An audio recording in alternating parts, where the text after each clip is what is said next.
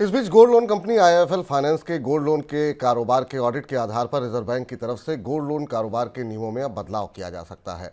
Report के मुताबिक reserve bank फिलहाल गोल्ड लोन कारोबार के नियमों का आकलन कर रहा है और जिस सोने पर कर्ज दिया जाता है उसकी शुद्धता जांचने, नीलामी, लोन की वैल्यू और लिमिट के नियमों में बदलाव की संभावना है।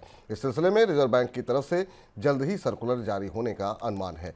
सर, क्या बदलाव की सोच रहा है आरबीआई? 3-4 बड़े बदलाव आने वाले हैं और अगर आप गोल्ड लोन लेने जा रहे हैं तो आपके लिए जानना ज़रूरी है कि गोल्ड लोन वाली जो पुरानी व्यवस्था थी जिसमें बैंक किसी भी तरह से गोल्ड लेकर लोन दे देते थे, अब वो बंद हो रही। आईआईएफएल फाइनेंस का आईआईएफएल के गोल्ड लोन का कारोबार रोके जाने के बाद ये मामले निकले थे कि एक तो बैंक नियमों का पालन नहीं कर रहे हैं और दूसरा आने वाला गोल्ड सही क्वालिटी का नहीं है। तो पहली चीज़ तो ये कि कैश डिस्बर्समेंट की एक सीमा तय कर दी गई, उससे आगे कैश नहीं दिया जाएगा।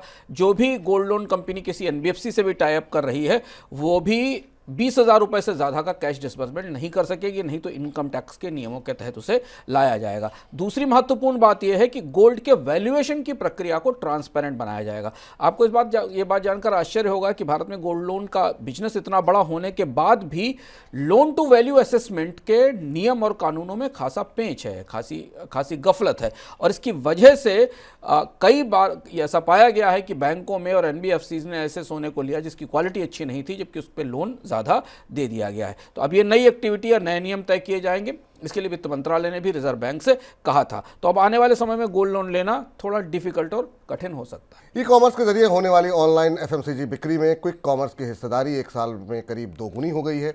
वित्त वर्ष 2022-23 में ऑनलाइन एफएमसीजी बिक्री में क्विक कॉमर्स की हिस्सेदारी 15 से 18% हुआ करती थी, जो वित्त वर्ष 2023-24 में बढ़कर के 35% पर पहुंच गई है। कोरोना महामारी के बाद से एफएमसीजी कंपनियां ग्रोसरी, रिटेल स्टोर और किराना स्टोर की तुलना में ऑनलाइन बिक्री में लगातार तेज ग्रोथ हासिल कर रही हैं। सर, ये बढ़ोतरी की कॉमर्स में क्या दर्शा रही है? बेहद दिलचस्प घटनाक्रम दिख रहा है भारत की ई कॉमर्स बाजार में। जो हमको बाजार की शुरुआत में लग रहा था पिछले 2-3 साल पहले कि ये माना जा रहा था कि जो ई कॉमर्स का बाजार है जिसमें बड़े सामान मंगाने का और बाकी चीज़ें मंगाने का बाजार तेज़ी से फैलेगा, वैसा नहीं हुआ। ऑनलाइन रेस्टोरेंट का बाजार भी उतनी तेज़ी से, ऑनलाइन फूड का बाजार भी उतनी तेज़ी से नहीं बढ़ा जितनी तेज़ी से बाजार बढ़ा क्विक कॉमर्स का, क्योंकि पूरी दुनिया में क्विक कॉमर्स का बाजार इतना अच्छा काम नहीं कर रहा है। भारत ने बिल्कुल उसके विपरीत परिस्थिति दिखाई।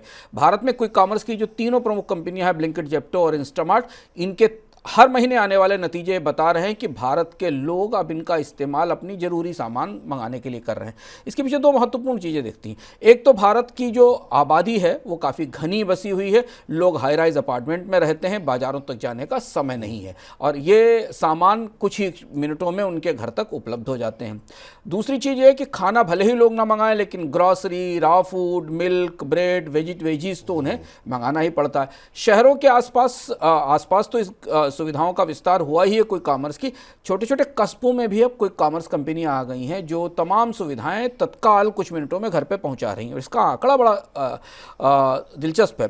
भारत में क्विक कॉमर्स का जो पूरा बाजार है, जिसे ग्रॉस मर्चेंडाइज वैल्यू के आधार पर माना जाता है कि कितना मर्चेंडाइज ट्रेड होता है, वो करीब करीब $2.8 बिलियन हो गया है। इसमें 77% की ग्रोथ दिखाई दे रही। इसमें अकेले ब्लिंकिट का जीएमवी, ग्रॉस मर्चेंडाइज वैल्यू, करीब $1.7 बिलियन है अकेले ब्लिंकिट का।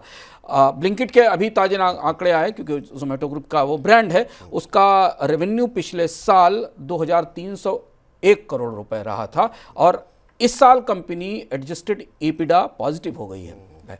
तो अगर आप जोमेटो की ग्रोथ देखें और ब्लिंकिट की ग्रोथ देखें तो आपको दो अलग अलग तरीके की तस्वीर दिखाई देंगी। ब्लिंकिट की ग्रोथ, की विकास दर ज़्यादा तेज है और ये भारतीयों के खान पान के और खर्च के तरीके में बदलाव का एक बड़ा दिलचस्प सा नज़ारा दिखाती है।